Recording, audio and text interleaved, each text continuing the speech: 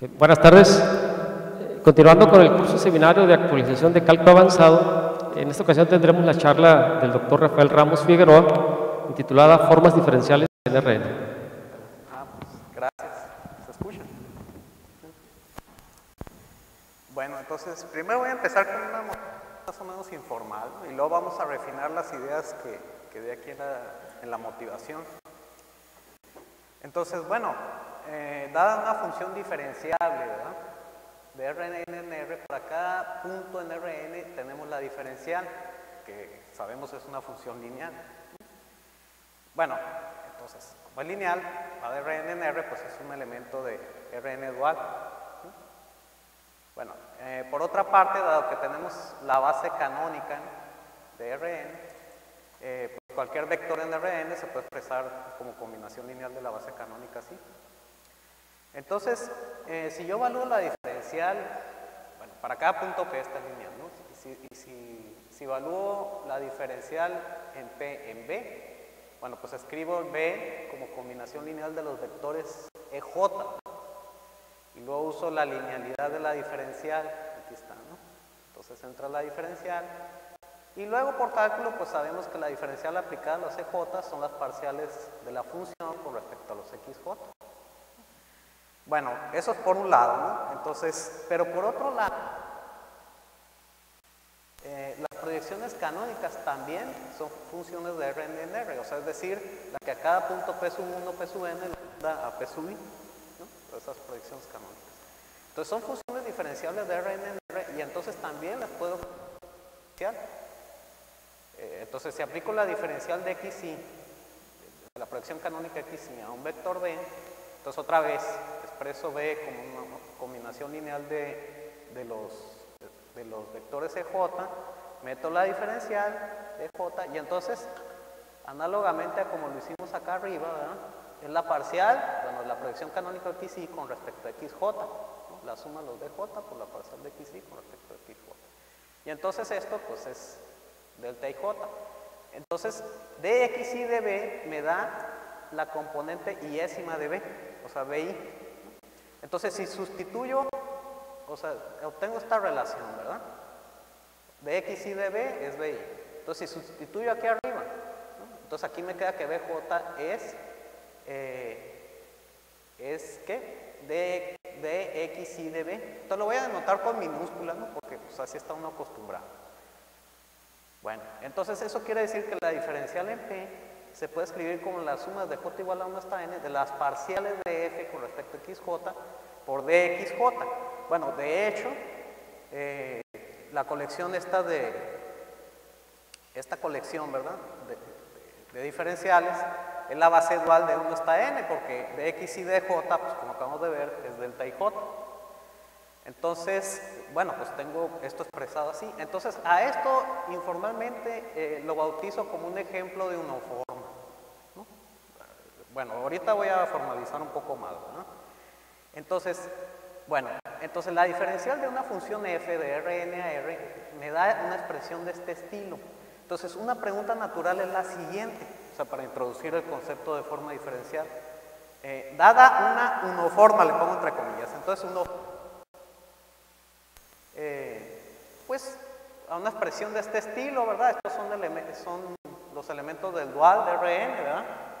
Y Gi pues son funciones de Rn en R. Entonces, dada una unoforma, una pregunta muy natural es si existe f de Rn en R, bueno, segundas derivadas parciales continuas, ¿verdad?, tal que la diferencial de esa función me dé esta expresión, o sea, así como acá, ¿verdad? O sea, como que es el problema inverso.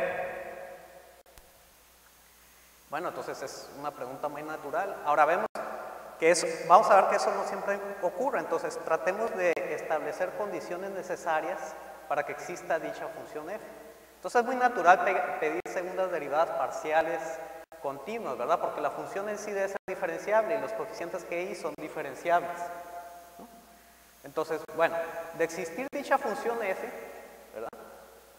A ver, del lado derecho aquí tengo esta suma. Y la diferencial en f ya demostramos pues que se expresa así, ¿no?, como las sumas de j igual a n de la parcial de f con respecto a xj de xj. Ahora, como los dxj son base, entonces los coeficientes tienen que ser iguales, ¿no? O sea, para cada punto es una base, ¿no? Entonces, estas dos expresiones son iguales si solo si la parcial de f con respecto a xj es cada uno de los gj, para todo j, ¿no? Igual a 1 hasta n. Ahora, dado que la función que quiero encontrar debe cumplir que tiene segundas derivadas parciales continuas, entonces, pues por un teorema conocido, ¿verdad? Las parciales conmutan, ¿verdad? O sea, si saco primero la parcial respecto a xy y luego a xj, es lo mismo que sacar primero la parcial de xj con respecto a xy. Entonces, sustituyendo, ¿verdad? Entonces, como estos deben ser igual a los gj, ¿no? Acá está, perdón. Esto debe ser igual. Lo sustituyo aquí, ¿no? Aquí iría GI y luego acá GJ. Entonces se debe cumplir esta condición. O sea, los coeficientes, o sea, para que exista una función f tal que su diferencial sea esta expresión, los coeficientes GI deben satisfacer esta condición. Que conmute, o sea, que cambio aquí la J por la I y me da lo mismo, ¿verdad? Son una condición de simetría, dicho entre comillas. O sea, es decir, esta condición.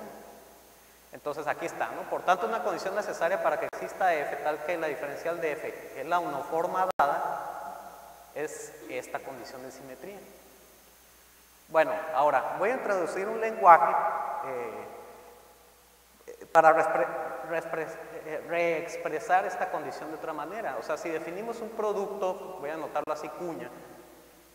Entre comillas lo pongo porque ahorita no estoy siendo muy formal, ¿no? En este conjunto, digamos, ¿no? Y defino esto así como símbolo, ¿verdad? O sea que dxy cuña dxj me da menos dxj cuña x, o sea, cambia el signo al invertir. Entonces, esta condición, ¿verdad? Que se cumple para todo ij, o sea, la condición estrella, la puedo reexpresar de esta manera, como una sola ecuación, una doble suma. Entonces, esta ecuación, si la desarrollamos, ¿verdad? Equivale a que esto sea 0 para todo ij. O sea, esto es como, introduzco esos símbolos que me ayudan a expresar de otra manera la condición esta asterisco. Entonces, bueno, así, si W, una expresión, ¿no? Como la que al principio, es una uniforma, pues defino el operador D como D de W igual a esto. A ver, ¿por qué lo defino así? Bueno, aquí acuérdense que la diferencial de GJ es una función de Rn a R, entonces se expresa como lo que aparece aquí, ¿no? Una suma, ¿no?, de los dxy, y luego como ya tengo un producto cuña definido en cada uno de los dxy, extiendo por linealidad, ¿verdad? Y lo aplico. Entonces, si se fijan, fíjense, definir D es muy conveniente definirlo así. ¿Por qué? Porque si yo desarrollo esto, obtengo esta ecuación acá, que es precisamente la condición que necesito para que exista, para que la uniforma tenga una primitiva, entre comillas, ¿verdad? Entonces, bueno, con este nuevo lenguaje, ¿verdad? Así, con este nuevo lenguaje, obtenemos que una condición necesaria para que una uniforma dada tenga una primitiva, entre comillas, f, es decir, una función tal que su diferencial, que la diferencial de f me dé g, es que d de w sea 0. O sea que así definir d de w, ¿no? Como esto que está acá. Entonces, pues la condición es que sea 0. Ahora, veremos en breve que esta condición no es suficiente y refinaremos los conceptos de producto cuña y operador D. Pero digamos, entonces, una motivación para introducir formas es resolver este problema inverso, ¿verdad? Entonces, naturalmente, bueno, sale el producto cuña ahí, aparece, y aparece la definición de operador diferencial extendido para formas. Entonces, de aquí, si se ven, paso de uniformas a dos formas, donde dos formas, pues, serían expresiones donde aparecen dxy y cuña de xj. ¿Verdad? Bueno, entonces, bueno, paralelamente, esa es una manera que me parece muy natural de motivar, o sea, esa pregunta natural, ¿no?, de introducir el concepto de forma. Paralelamente, otra forma de motivar el concepto de forma es vía integración. Digamos, si tengo un campo vectorial, ¿verdad?, que es una función, por definición, una función diferenciable de R3 en R3, pues podemos considerar su integral de línea, la de cálculo 4, ¿no? Entonces la integral del campo vectorial sobre sigma, pues uno comúnmente lo denota así como un formalismo.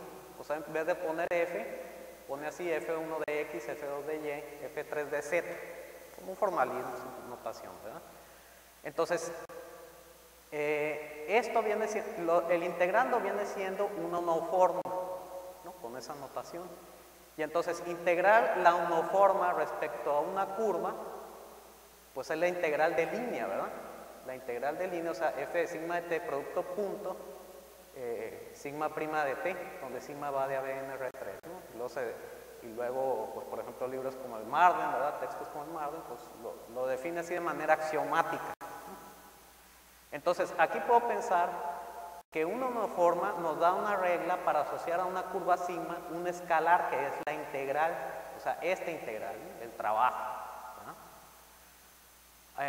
Ahora, seguimos con la analogía, ¿verdad? Ahora puedo integrar el campo vectorial sobre una superficie. Por definición, pues se usa esta notación, ¿verdad? Aquí aparece de xy, de y de z de x, siguiendo el relojito este que está aquí, ¿verdad? Y entonces, ¿esto qué es? Pues, es la integral de superficie, ¿verdad? Entonces, aquí está una parametrización. Aquí, el producto punto, pues los vectores, estos tangentes, el producto cruz de los vectores tangentes. Y entonces, una dos forma, bueno, en R3, ¿verdad? Es una regla, se puede pensar entre comillas como una regla que asocia a cada superficie un escalar que está por la integral que define el campo vectorial. Bueno, y así, ¿no? Y para... aquí está, una tres forma, bueno, pues se expresa así, ¿verdad? Pues es una integral de volumen, ¿no? Siguiendo la analogía. Ahora vamos a formalizar un poquito más esto. O sea, eso fue en R2, R3, ¿no? Ahora digamos que tengo un espacio vectorial, bueno, entonces esa fue la motivación, ¿no? Ahora vamos a empezar a formalizar un poco las ideas. Tengo B un espacio vectorial de dimensión n sobre R. Entonces voy a definir, bueno, aquí a veces se me olvida, le pongo estrellita, a veces no, pero creo que ahí se me pasó. Pero lambda Pm de B estrella van a ser, me empiezo como un conjunto, ¿no? De funciones multilineales y alternantes. A ver, ¿por qué lo defino así? Eso va a ser, bueno, casi el espacio de formas. Luego después voy a definir formalmente formas, funciones que van de Rn en ese conjunto. Tal que W es P multilineal y alternante. ¿Por qué lo defino así? Bueno, porque la condición de alternancia me apareció allá arriba, ¿verdad?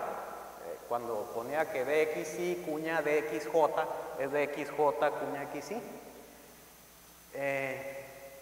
Y que sea lineal, pues quiero que las formas sean lineales, ¿verdad?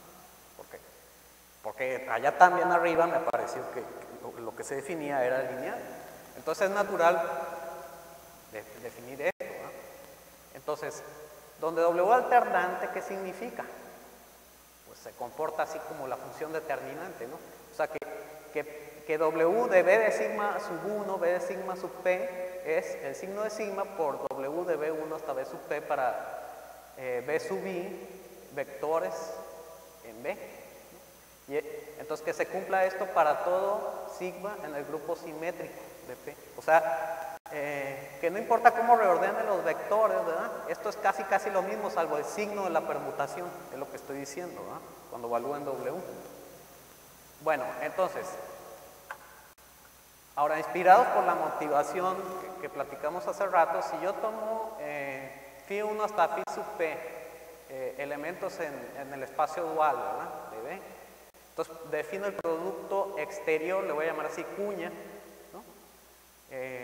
Aquí tomo producto P veces de B, ¿verdad? En R de la siguiente manera. Pues ¿cómo lo defino? Pues quiero que son funciones P multilineales y alternantes,